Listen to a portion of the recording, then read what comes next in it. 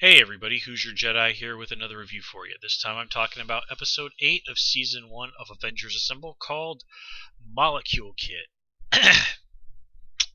Overall, I thought this was an alright episode, and I'll get into the main reason why I have some problems with this in just a second. But first, let's kind of just get into the more basic things.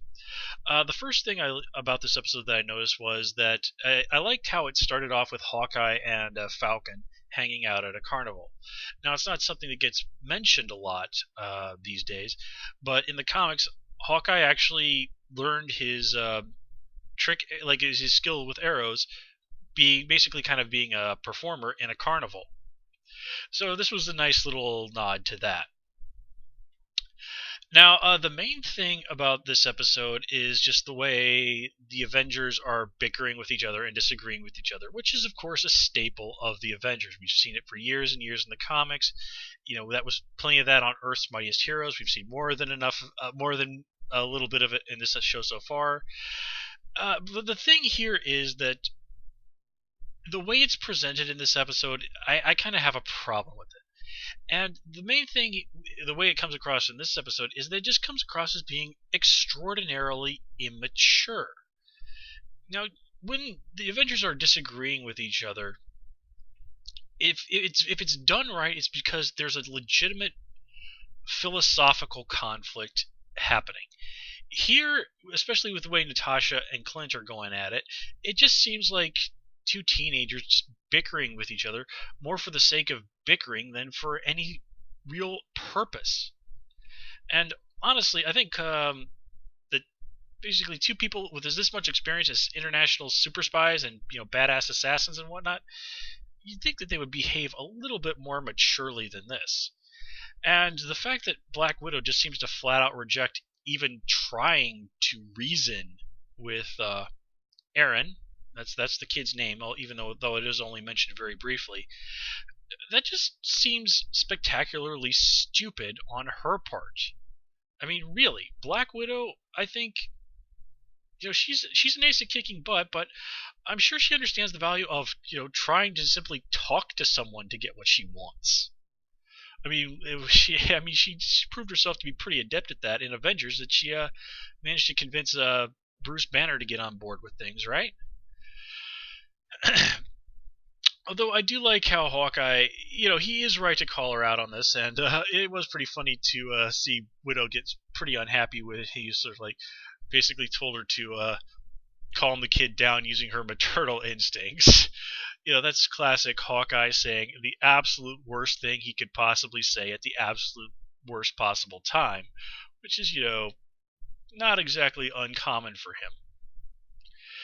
And then there's the whole thing of don't tell Tony, don't tell Tony. Well, Iron Man's not a freaking idiot, and you're having a spectacular super battle with this guy, AIM, and MODOK in the middle of New York City. I hate to break it to you guys, but within 5 minutes of this, there's probably going to be 500 videos of what's going on slapped up on YouTube. Unless Tony is in a coma, there is no way in the world he is not going to notice this. Especially with a guy using the powers of a villain he has fought. He's going to recognize Molecule Man's powers. There is no way in the world you are going to keep this from Tony. If you wanted to keep this from Tony, the smart thing would have been to discreetly take out the AIM agents that were harassing Aaron, wait for him to go to sleep, and then have Black Widow sneak into his room and steal the stupid wand. But, yeah. This is one of those great examples of where the heroes are being really stupid because that's what's needed to advance the plot. Now, granted, the Avengers do certainly have a track record of letting their own hard-headedness get in the way of things and causing problems within the team, but this just is really, really above and beyond what I think is reasonable in that regard. Now, I will say that I do like the take they have on the AIM agents in this episode. I like the high-tech beekeeper look that they have. They sort of incorporate a little bit of armor into the AIM outfits. So it's in keeping with the traditional appearance, but it's also something that makes them look noticeably less ridiculous. Now, granted, there is a certain kitschy appeal to the traditional beekeeper costume, as people have always called it, but that just doesn't really, I think, fly with a lot of modern audiences, and I don't really mind them changing that. Now, another thing that was mentioned is that Molecule Man's powers can only affect inorganic matter. Now, in the comics, this was true at first, but in later appearances, Molecule Man, who did not actually depend on a wand after a while, he just sort of naturally gained the ability. He realized that that was sort of a mental limitation he had unconsciously imposed on himself, and then he could control both organic and inorganic matter. And basically, Molecule Man for the Avengers was bad news when he could just do stuff with inorganic matter. As you can see in this episode, that's a heck of a power. When he gained he got through that and could control organic and inorganic matter. Yeah, the Avengers were like, oh crap, we are in serious trouble. And I believe he actually did have a son in the comics, but I'm not really too up on that particular thing. And we get another appearance of MODOK by MODOK here, this time controlling the Super Adaptoid. So the Avengers are at least aware of what's going on.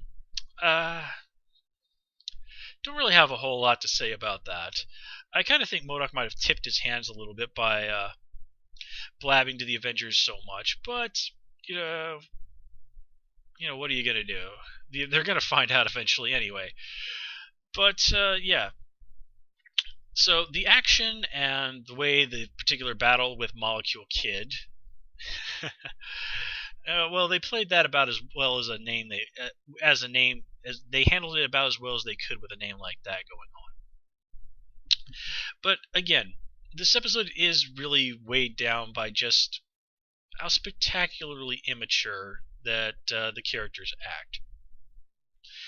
And I mean, even Nick Fury is guilty of this. He just immediately balks at the idea of not wanting to train Aaron to be a hero due to the fact that his father was a villain.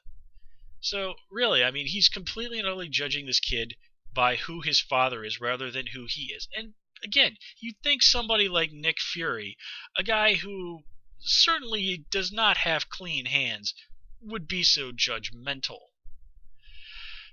So yeah, I really consider that to be a very, very serious misstep, especially when you consider, like, if you're familiar with the Avengers Academy comics, one of the things they had there is they start out training this group of kids. They say, like, we're going to train you to be like the next generation of Avengers, and then the big twist early on in the series, hey, potential spoiler, is that they discover that the powers that be did not consider them to be potential heroes in the future. They considered them to be people who would most likely become villains in the future if there was not some sort of intervention. So yeah. Anyway, overall, there's some really nice moments in this episode, but the heroes just being dumb and immature at a really ridiculous level really kind of drags it down for me. But anyway, that's all I got for you guys this time. As always, please comment, rate, and subscribe. And of course, you can follow me on Twitter at Who's Your Jedi. Until next time, take care and have a good one.